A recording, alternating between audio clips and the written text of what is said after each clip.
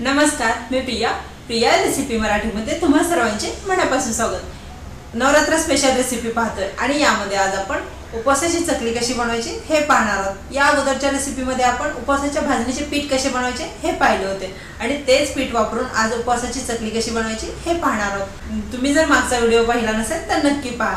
मी मागच्या वर्षी पण बरेच उपवासाच्या रेसिपी पोस्ट केल्या आहेत, जसं की उपवासाची इडली, उपवासाचा मेदूवडा, उपवासाची चटणी, उपवासाचा दहीवडा, अशा बऱ्याचशा रेसिपी पोस्ट केल्या। त्याची मी वेगळीच प्लेलिस्ट बनवली आहे, तिथे जाऊन तुम्ही पाहू शकता किंवा त्याची लिंक पण डिस्क्रिप्शन बॉक्समध्ये देते, तिथे पण जाऊन तुम्ही पाहू शकता। तुम्ही ते बघू शकता की उपवासाची चकली किती कुरकुरीत अशी झाली आहे।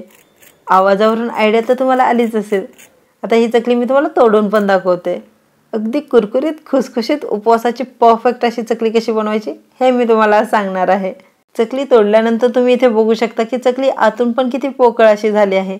त्यामुळे मी सांगितलेल्या पद्धतीने तुम्ही मेजरमेंट घ्या, तुमची चकली इतकीच परफेक्ट बनेल। वेळ न घालवता चला तर मग स्टार्ट करूया आज आपल्या छानशा रेसिपीला। उपवासाची चकली बनवण्यासाठी इथे मी 2 मीडियम साईजचे बटाटे उकडून नंतर त्याची साल काढून घेतली आहे। आता अगदी बारीक छिद्राची जी खिसणी असते ना, त्याने मी सर्व बटाटे किसून घेत आहे। बटाटे किसून झाले की यामध्ये 1 कप उपवासाच्या भाजणीचे पीठ घालून घेत आहे। हे मी घरी बनवले आहे। ह्या पिठाची रेसिपी मी अगोदरच पोस्ट केली आहे, त्याची लिंक डिस्क्रिप्शन बॉक्समध्ये देते, तिथे जाऊन तुम्ही बघू शकता की हे पीठ मी कशा पद्धतीने बनवले आहे। तुम्हाला जर पीठ घरी नसेल बनवायचे तर तुम्ही विकत पण आणून घालू शकता।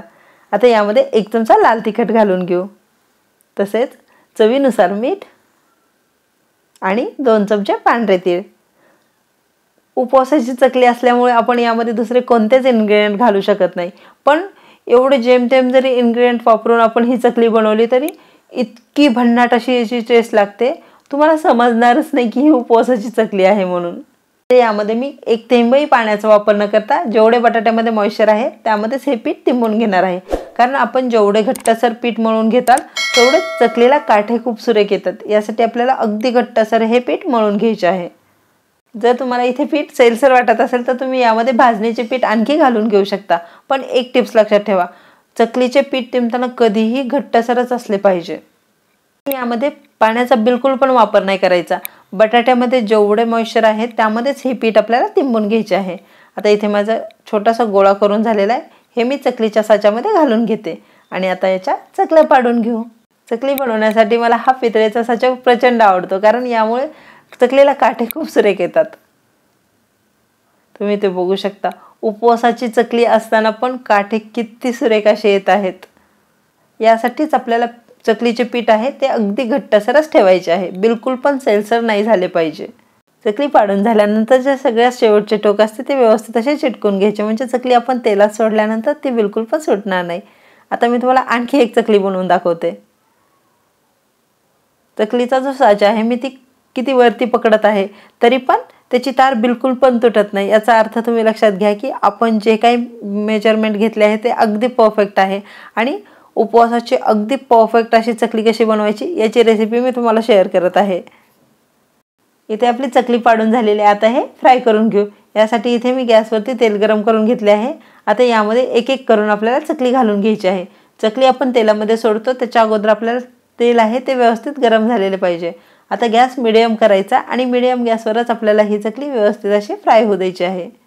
चकली तेलात सोडल्या त्यावरती बबल्स खूप येतात आणि जसे जसे आपण चकली तळत जाऊ तसे तसे ते कमी होत जातात। एका साईडने 1 मिनिट चकली तळून झाली की आपल्याला ही उलटून दुसऱ्या साईडने पण अशाच पद्धतीने मिडियम हीटवर तळून घ्यायची आहे। चकली तळली की नाही ओळखायचे कसे, तर चकली तळल्यानंतर कढईच्या तळाशी जाऊन बसते, मग समजून घ्यायचे की आपली चकली व्यवस्थित अशी तळली आहे। आता ही मी काढून घेते। तुम्हाला हा आजचा व्हिडिओ कसा वाटला कमेंट बॉक्समध्ये मला नक्की कळवा। अशाच नवनवीन रेसिपी पाहायची असतील तर यूट्यूबवर प्रिया रेसिपी मराठी चॅनलला पटकन सबस्क्राईब करा। आज वेळात वेळ काढून तुम्ही माझा पूर्ण व्हिडिओ बघितल्याबद्दल तुमचे मनापासून आभार। चला तर मग भेटूया अशा छानशा नेक्स्ट रेसिपीमध्ये, तोपर्यंत धन्यवाद।